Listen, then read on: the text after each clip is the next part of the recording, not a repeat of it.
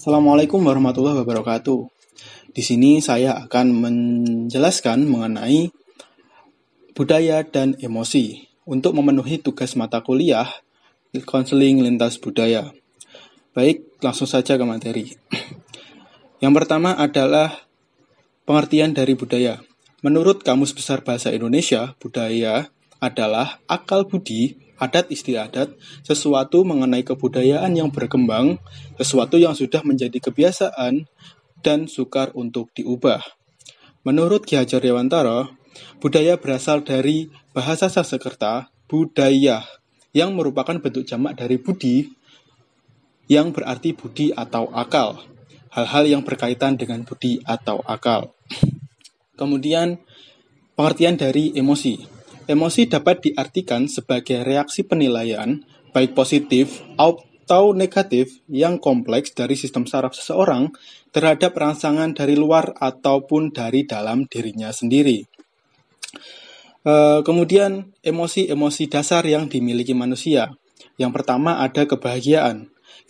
Kebahagiaan ini biasanya dilihat dari ekspresi wajah yang tersenyum, nada suara ceria yang menyenangkan, bahasa tubuh yang terlihat santai dan bersemangat. Kemudian yang kedua ada kesedihan. Biasanya digambarkan dengan suasana hati yang muram, diam, lesu, tidak bersemangat, menarik diri dari lingkungan, dan menangis. Terus yang ketiga ada ketakutan. Ekspresi wajah yang takut, melebarkan mata, dan menundukkan kepala, berusaha untuk bersembunyi, menghindar, atau berani menghadapi ancaman, tubuh berkeringat, detak jantung, dan napas jadi cepat. Kemudian yang keempat ada jijik. Biasanya digambarkan dengan berpaling, menjauh dari objek yang dianggap menjijikkan. Reaksi fisik seperti mual dan ingin muntah. Ekspresi wajah yang mengerutkan hidung, menyipitkan mata, dan menekuk bibir ke atas. Terus yang kelima ada marah. Marah biasanya digambarkan dengan nada suara yang kasar atau berteriak. Badan berkeringat dan wajah memerah. Perilaku jadi agresif seperti memukul, menendang, atau melemparkan benda yang ada di sekitarnya.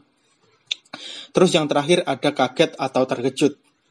Biasanya digambarkan dengan respon fisik melompat atau melangkah mundur, mengeluarkan suara teriakan seperti menjerit, terus atau terengah-engah. Respon lainnya biasanya dengan melawan atau berlari. Ekspresi wajah menaikkan alis, melebarkan mata, atau membuka mulut. Kemudian ada fungsi dari emosi. Yang pertama, membantu persiapan tindakan, di mana emosi bertindak sebagai penghubung antara peristiwa eksternal di lingkungan dengan respon perilaku individu. Sebagai contoh, misal, ketika seseorang melihat anjing yang sedang marah, reaksi emosi yang akan muncul adalah rasa takut, sehingga akan diasosiasikan dengan terbangkitnya fisiologis, yaitu divisi simpatetik dari sistem saraf otonom tersebut yang menyiapkan tindakan darurat bagi individu sehingga individu akan berlari secepat mungkin. Kemudian fungsi yang kedua adalah membentuk perilaku yang akan datang, di mana emosi membantu individu menyediakan simpanan respon atau perilaku di masa yang akan datang. Misalnya, respon emosional yang diambil seseorang ketika dikejar anjing. Pasti dia akan merasa takut hingga degup jantung bertambah cepat, memberitahukan kepada orang tersebut untuk menghindari tempat atau situasi yang serupa di masa yang akan datang.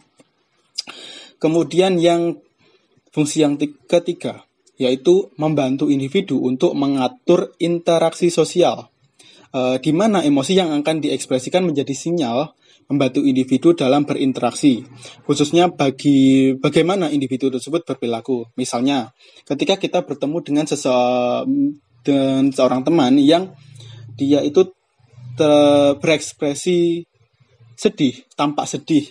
Nah, di situ kita memberi tanda bahwa saat itu kita tidak boleh bercanda dengan dia.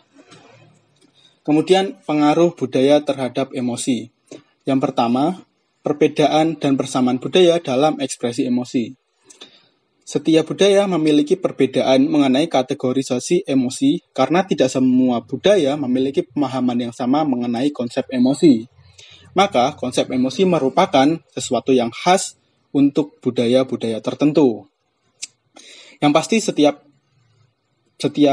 orang dari suku, ras, atau etnis manapun, mereka itu sama-sama mengalami yang namanya emosi. Namun, belum tentu cara mereka untuk mengekspresikannya itu sama. Sama-sama marah, tapi belum tentu cara mereka marah itu sama.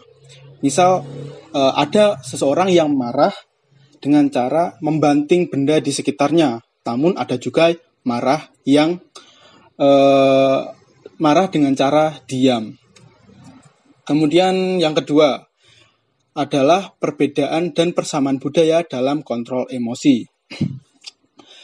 Budaya mempengaruhi labeling dari emosi, di mana budaya menentukan kapan dan di mana serta emosi mana yang seharusnya ditampilkan pada ekspresi wajah.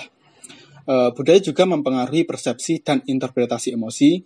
Bagaimana interpretasi dan persepsi dilakukan dipelajari secara kultural. Mungkin itu saja yang dapat saya sampaikan. Bila ada kurang lebihnya, saya mohon maaf. Wassalamualaikum warahmatullahi wabarakatuh.